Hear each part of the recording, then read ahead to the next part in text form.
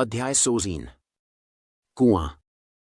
हॉली ने सबसे पहले हमारी दोस्त सिल्विया से 1980 के दशक में मुलाकात की, जब दोनों रैले, नॉर्थ कैरोलिना के रेवंसक्रॉफ्ट स्कूल में पढ़ा रहे थे। वहां रहते हुए हॉली सुसान रेंज की भी करीबी दोस्त थीं।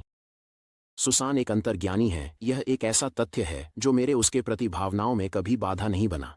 मेरे विचार में वह एक बहुत खास व्यक्ति थीं, भले ही जो कुछ भी वह करती थीं वह मेरे सीधे और संकीर्ण न्यूरोसर्जिकल दृष्टिकोण से कम कहने के लिए बाहर था। वह एक चैनल भी थीं और उन्होंने थर्ड आई ओपन नामक एक किताब लिखी थी जिसकी हॉली बहुत बड़ी प्रशंसक थीं।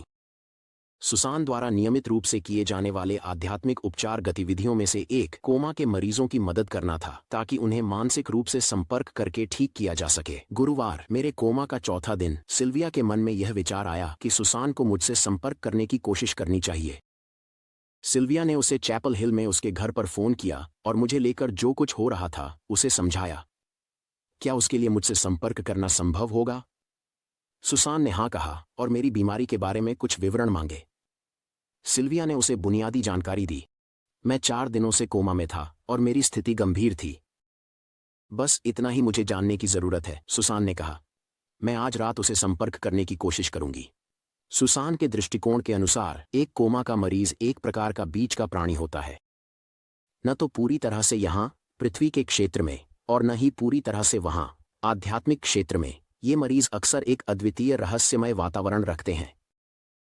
जैसा कि मैंने उल्लेख किया, यह एक ऐसा अनुभव था जिसे मैंने कई बार खुद देखा था। हालांकि निश्चित रूप से मैंने इसे सुसान की तरह कभी भी अलौकिक महत्व नहीं दिया। सुसान के अनुभव में एक गुण जो कोमा के मरीजों को अलग करता है वह था टेलीपैथिक संचार के प्रति उनकी ग्रहणशीलता। वह आत्मविश्वास से भरी थी कि जब वह खुद को ध्यान की स्थिति में डाल देगी तो वह जल्द ही मुझसे संपर्क स्थापित कर लेगी। कोमा के मरीज से संवाद करना, उसने बाद में मुझसे कहा, एक गहरे कुएं में रस्सी फेंकने की तरह है।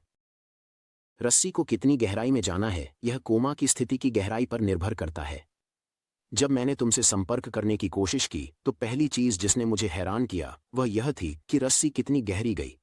जितनी गहराई में गया उतना ही मुझे डर लगने लगा कि तुम बहुत दूर हो, कि मैं तुम तक नहीं पहुंच पाऊंगा क्योंकि तुम वापस नहीं आ रहे थे।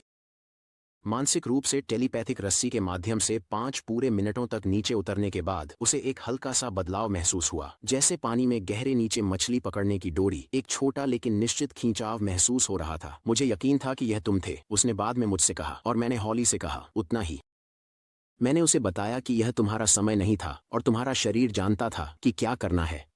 मैंने सुझाव दिया कि हॉली, उन 2 विचारों को ध्यान में रखो और उन्हें तुम्हारे बिस्तर के पास तुम्हें दोहराओ।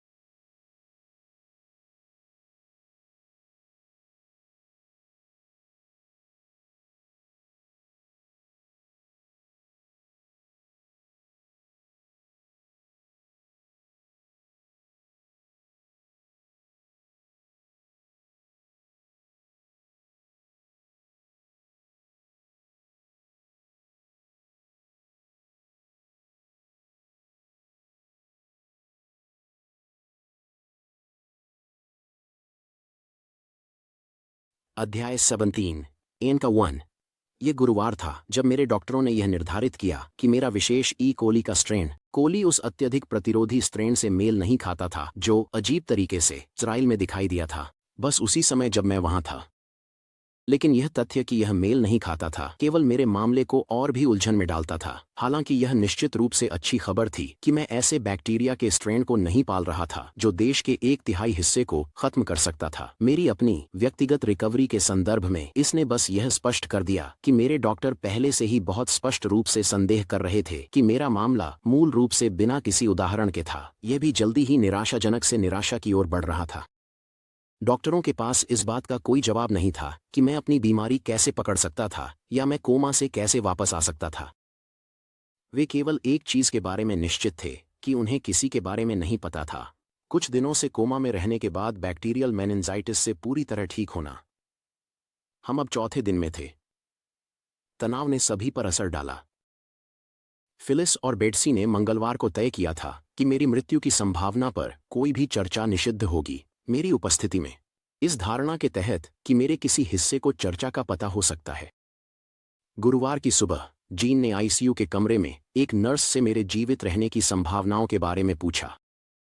मेरे बिस्तर के दूसरी तरफ बेट्सी उसे सुना और कहा, कृपया इस कमरे में वह बातचीत मत करो। जीन और मैं हमेशा से बेहद करीबी रहे हैं। हम परिवार का हिस्सा थे, ठीक वैसे ही जैसे हमारे घर के भाई बहन। लेकिन यह तथ्य कि हमें माँ और पिता द्वारा चुना गया था, जैसा कि उन्होंने कहा, अनिवार्य रूप से हमें एक विशेष बंधन दिया। उसने हमेशा मेरी देखभाल की थी और वर्तमान स्थिति पर अपनी बेबसी के कारण उसकी निराशा उसे टूटने के कगार पर ले आई। जीन की आंखों में आंसू आ गए। मुझे थोड़ी देर के लिए घर जाना है, उसने कहा। यह तय करने के बाद कि मेरे बिस्तर के पास विजिल जारी रखने के लिए काफी लोग थे, सभी ने सहमति व्यक्त की कि नर्सिंग स्टाफ शायद मेरे कमरे में एक कम व्यक्ति होने से खुश होगा। जीन हमारे घर वापस गई, अपने बैग पैक किए और उस दोपहर डेलावेयर के लिए घर की ओर चल दी। जाकर उसने उस भावना का पहला वास्तविक बाहरी प्रदर्शन किया जिसे पूरा परिवार महसूस करने लगा था, बेबसी। कोमा में किसी प्रियजन को देखना एक बेहद निराशाजनक अनुभव होता है। आप मदद करना चाहते हैं लेकिन आप नहीं कर सकते। आप चाहते हैं कि वह व्यक्ति अपनी आंखें खोले, लेकिन वे नहीं खोलते। कोमा के मरीजों के परिवार अक्सर खुद मरीज की आंखें खोलने का सहारा लेते हैं। यह मुद्दे को मजबूर करने का एक तरीका है, मरीज को जागने का आदेश देने का। बिल्कुल, यह काम नहीं करता और यह मनोबल को और भी नुकसान पहुंचा सकता है। गहरे कोमा में मरीज अपनी आंखों और पुतलियों का समन्वय खो देते हैं। गहरे कोमा के मरीज की पलकें खोलें और आपको एक आंख एक दिशा में और दूसरी आंख विपरीत दिशा में इशारा करती हुई दिखाई देगी। यह एक डरावना दृश्य है और इस सप्ताह कई बार जब उसने मेरी पलकें खोलीं और एक शव की टेढ़ी आंखों को देखा तो इससे हॉली के दर्द में और इजाफा हुआ। जीन के जाने के बाद चीजें सच में बिखरने लगीं। फिलिस अब एक ऐसा व्यवहार दिखाने लगी जिसे मैंने अपने अभ्यास में मरीजों के परिवार के सदस्यों में अनगिनत बार देखा था। वह मेरे डॉक्टरों के प्रति निराश होने लगी। वे हमें और जानकारी क्यों नहीं दे रहे हैं? उसने बेट्सी से गुस्से में पूछा। मैं कसम खाता हूं, अगर एबेन यहां होता, वह हमें बताएगा कि असल में क्या हो रहा है। सच्चाई यह थी कि मेरे डॉक्टर मेरे लिए पूरी कोशिश कर रहे थे। फिलिस शक यह जानती थी, लेकिन स्थिति का दर्द और निराशा बस मेरे प्रियजनों को थका रही थी। मंगलवार को हॉली ने डॉक्टर को फोन किया। जय लोफलर, मेरे पूर्व साथी जो ब्रिघम और विमेंस हॉस्पिटल बोस्टन में स्टीरियोटैक्टिक रेडियो सर्जरी प्रोग्राम विकसित कर रहे थे। जय उस समय मैसाचुसेट्स जनरल हॉस्पिटल में रेडिएशन ऑन्कोलॉजी के अध्यक्ष थे और हॉली ने सोचा कि वह उसे कुछ जवाब देने के लिए किसी भी व्यक्ति की तरह अच्छी स्थिति में होंगे। जब हॉली ने मेरी स्थिति का वर्णन किया तो जय ने सोचा कि उसे मेरे मामले के विवरण में गलती हो रही होगी। जो वह उसे बता रही थी वह, उसने जाना, मूल रूप से असंभव था। लेकिन एक बार हॉली ने आखिरकार उसे यह यकीन दिला दिया कि मैं वास्तव में एक दुर्लभ मामले के कारण कोमा में हूं। कोली के समय में बैक्टीरियल मेनिंजाइटिस था जिसका कोई भी कारण नहीं बता सका। उसने देश भर में संक्रामक रोग विशेषज्ञों को फोन करना शुरू किया। जिससे भी उसने बात की, किसी ने भी मेरे जैसे मामले के बारे में नहीं सुना था। 1991 तक के चिकित्सा साहित्य को देखते हुए उसे एक भी मामला नहीं मिला। एक वयस्क में कोली मेनिंजाइटिस, जो हाल ही में किसी न्यूरोसर्जिकल प्रक्रिया से नहीं गुजरा था।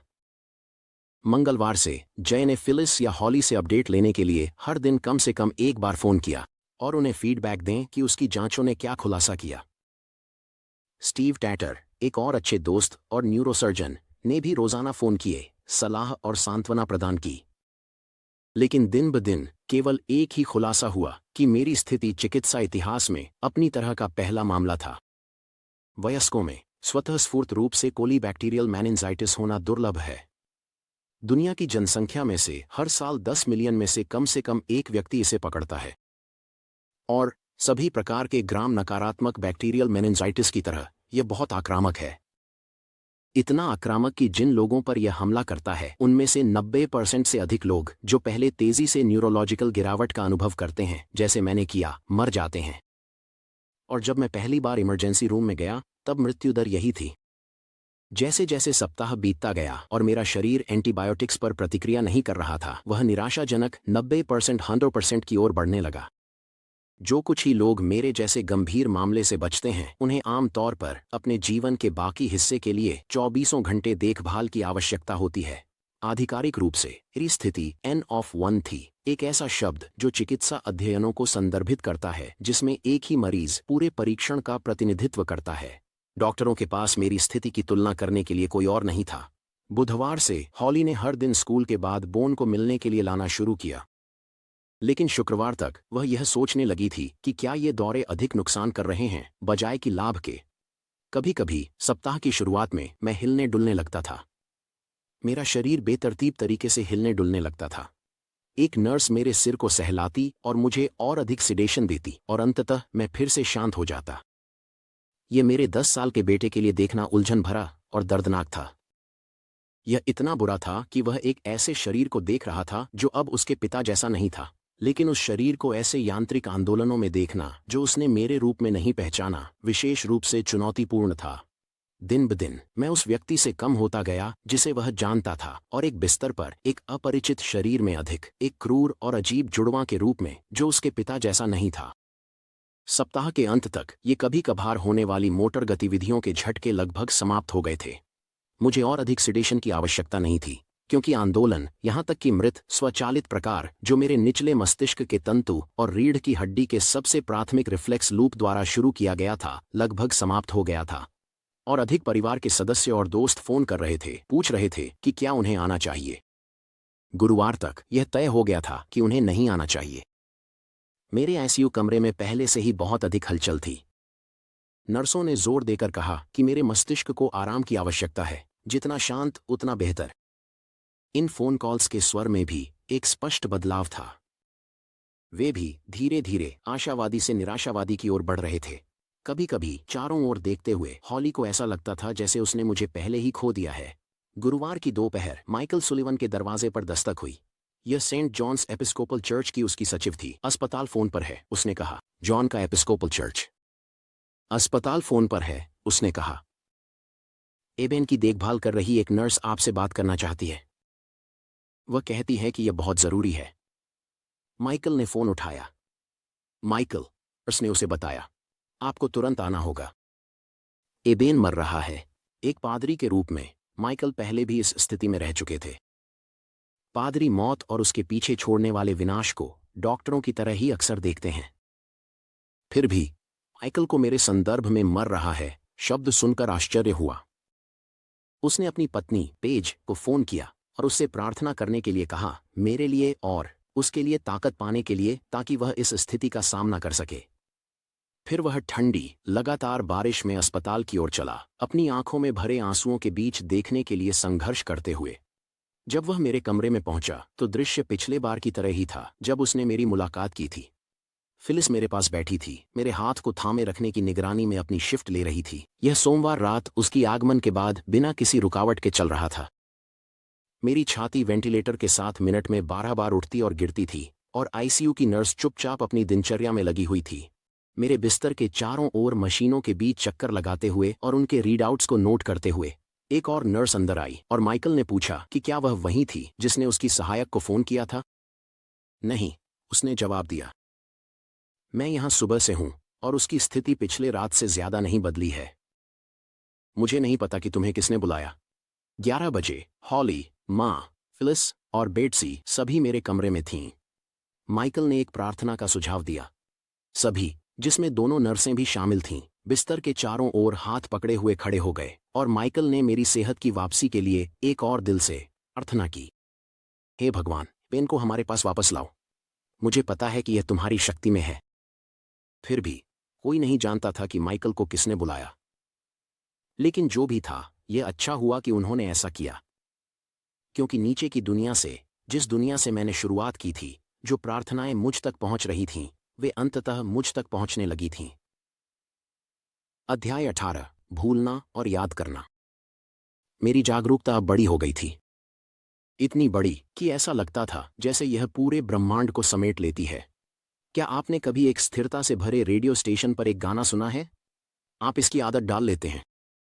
फिर कोई डायल को समायोजित करता है और आप उसी गाने को उसकी पूरी स्पष्टता में सुनते हैं। तुमने कैसे नहीं देखा कि यह कितना धुंधला, कितना दूर और मूल से कितना पूरी तरह से असत्य था? बिल्कुल यही है जिस तरह से मन काम करता है। मनुष्य अनुकूलन के लिए बने होते हैं।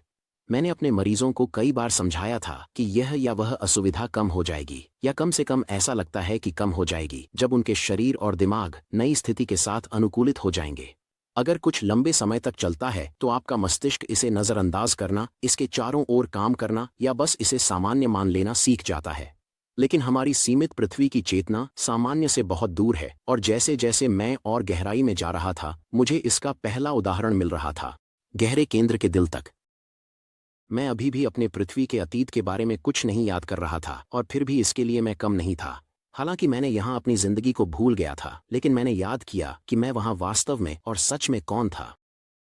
मैं एक ऐसे ब्रह्मांड का नागरिक था जो अपनी विशालता और जटिलता में चौंका देने वाला था और पूरी तरह से प्रेम द्वारा शासित था। एक लगभग अजीब तरीके से मेरे शरीर के परे की खोजें उन पाठों की गूंज थीं जो मैंने 1 साल पहले अपने जन्म परिवार के साथ फिर से जुड़कर सीखे थे। आखिरकार, हम में से कोई भी अनाथ नहीं है। हमारे पास अन्य परिवार हैं जो हमें देख रहे हैं और हमारी देखभाल कर रहे हैं, जिन्हें हमने क्षणिक रूप से भुला दिया है। लेकिन अगर हम उनके अस्तित्व के लिए खुद को खोलते हैं, तो वे यहाँ पृथ्वी पर हमारे समय को नेविगेट करने में मदद करने के लिए इंतजार कर रहे हैं। हम में से प्रत्येक व्यक्ति को एक सृष्टिकर्ता द्वारा गहराई से जाना जाता है और उसकी देखभाल की जाती है, जो हमें हमारी समझ से परे रखता है। यह ज्ञान अब एक रहस्य नहीं रहना चाहिए।